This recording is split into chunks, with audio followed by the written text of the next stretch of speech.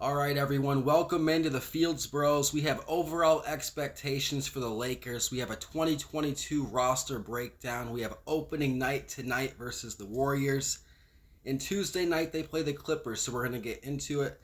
LeBron, AD, and Westbrook. What are your expectations, Brandon, for the big three this season? Well, I'm excited and I'm also nervous because I don't know what they're going to do.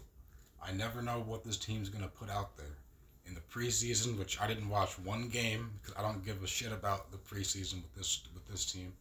You're getting beat by 40 in the game I looked at, and Westbrook didn't even play.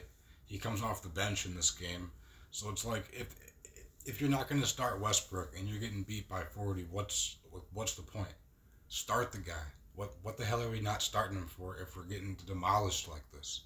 So like, I need to see consistent starting lineups with this squad before I can even think about what seed they can get. So it all comes down to Darvin Ham. Like on opening night, I want to see what his rotation is. What are his starters going to be? Does he trust his point guard? Because there's only one point guard on the team, Westbrook. None is a good young player, but what's he been doing? Like he's been hurt. Like he hasn't done anything.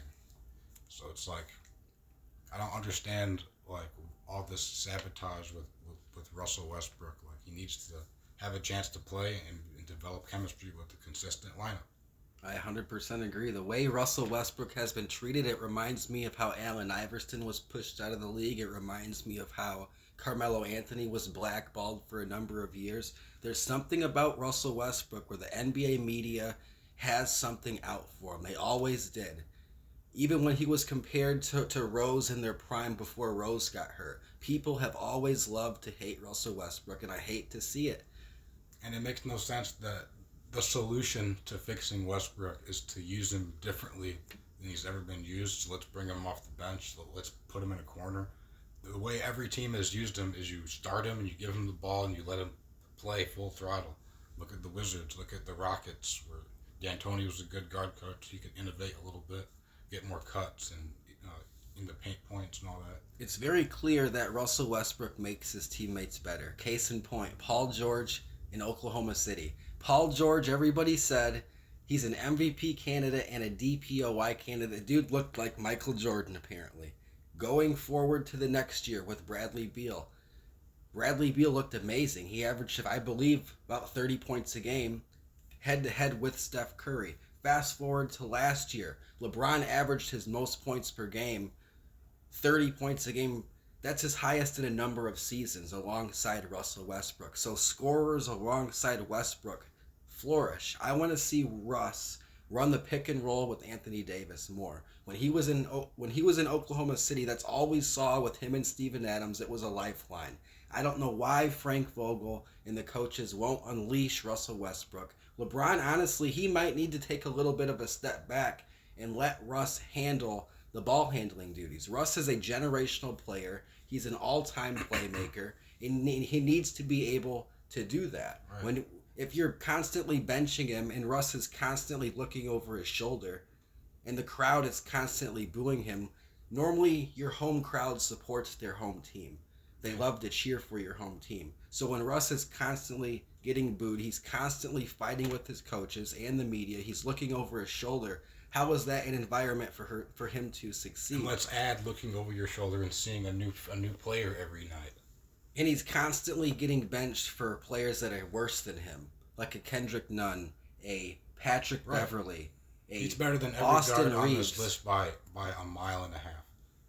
And it's like he averaged 18, 8, and 7 last year. That's pretty good for any NBA player. By Westbrook, caliber standards, it's, a little low because he's always over 20 and usually like, 25 or whatever. But I can understand, I can't understand all this hate that he gets. Right. So I'm going to break down the roster real quick.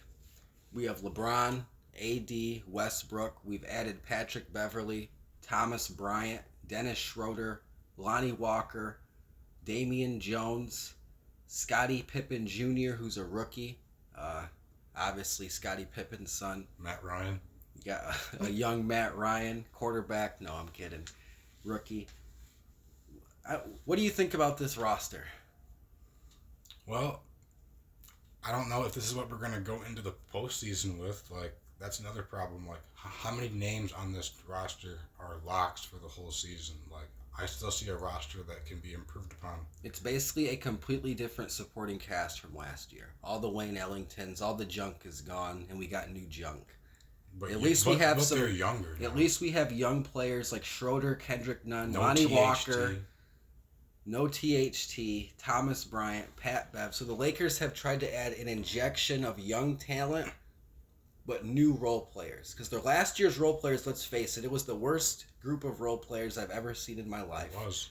Let's go get a 1 point a game Darren Collison, who's been retired for 3 years. But that was their big solution to their problems. And lack of health. I'm looking forward for Anthony Davis to regain his stature in the league. He needs to be an MVP candidate.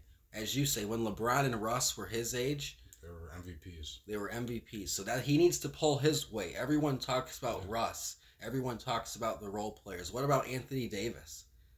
Well, you got to remember, LeBron and AD already have their rings. So it's like, that's how But was Kobe ever satisfied on his last year's work? No. He wanted to be judged on what he's doing right Russ now. doesn't have a ring, so until he fixes that, the media is just going to annihilate him.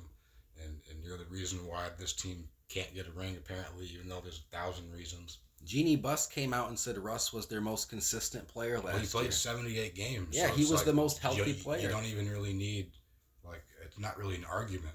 LeBron played 50-some games. 80 literally did not play at all. If you look at stat totals from 2010, I believe, points, assists, rebounds, steals, Russ is the only player in the top 5 in all categories.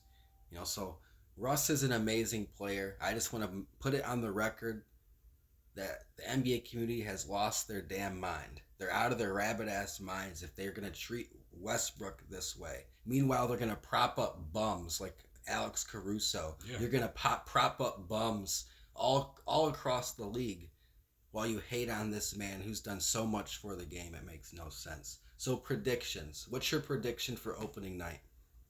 Well, like I said, I wish I knew who they were going to start, but if they start Westbrook, he's probable for tonight. He had a hamstring injury. I feel like the best way to deal with Steph Curry is to have a Westbrook type dude attacking him. We've seen over the years that that's a great way to deal with him because Steph can't really guard him either. Make him work on defense. Right. So Russ is very, very capable of going off against a Warriors team.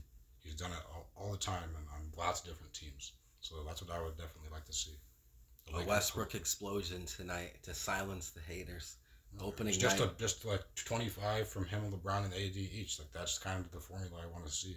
Each of you get 25 or so. But can that happen if they don't start him? No, of course not. Which is why it makes no sense. If starting him, that's your goal, is to get 3 players at 25. If you're not going to start him, what is your goal? To get Patrick Beverly 10 points and 5 rebounds or 5 assists? Reportedly, they're saying what's their strategy? They don't think Russ meshes well with LeBron on the court because LeBron's running the team, so that means Russ is standing in a corner. They want Russ to come in and kind of lead the second unit and go get 10 assists off the bench in the second unit and help the team that way. Have 2 different lineups. I hate that. Why not just put AD at center, put LeBron at the 4, and then Russ can run pick and rolls with them? I like it. That's what we advocated for last year. Right. That's what needs to happen. That. Then everybody has their space. We have good passing in the post, good passing at the top. If you had to put a final score prediction, what's your prediction? 120 to 115. Somebody. No, I'm not gonna let you have a cop-out answer, Skip. If they play Westbrook, they start him. Lakers. If not, then they probably let the Warriors. Right. So it comes down to that. Opening night. For me, this is tough because the Warriors obviously won last year, so they're going to want to really win tonight on opening night. Jordan Poole, Draymond situation. Right. Draymond Green knocked out Jordan Poole in practice, so there's chemistry issues there. I think the Lakers are going to come out first night under Darvin Ham and have an excellent display of defense. That's what he's been brought in to do. Change the culture defensively. We're going to lock up Steph. We're going to lock up Clay. Because keep in mind, early on in season, Steph normally does have a 3 of 17 night. a 5 of 20 night. He doesn't have his legs under him. So I'm hoping Steph ain't hot tonight. And I'm hoping the big three figure it out. LeBron, AD, it's going to start with them. It always does. LeBron, AD are going to dominate. Russ is going to contribute, look good. I'm expecting a final total. I'm going to go 110 to 95 Lakers. They're going to do a handily victory. But my last point, just so I'm consistent with how I call every NBA season, opening night in almost every case means nothing to me because nothing you do is like an established thing.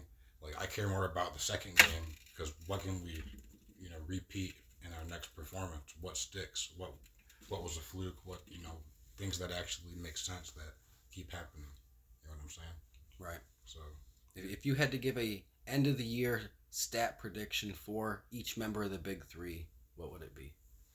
LeBron, 25 points a game at least, 6 rebounds, 7 assists. AD, 26 points, 10 rebounds, 3 assists, something like that, getting past game. And Westbrook, at least 20 points, 9 rebounds, 8 assists. Sounds good. And we'll leave it at that, folks. Like, comment, and subscribe to the channel. Drop that like button. Hit that like button. We need all the support. It helps the algorithms. It's the Fields Bros. Have a good one.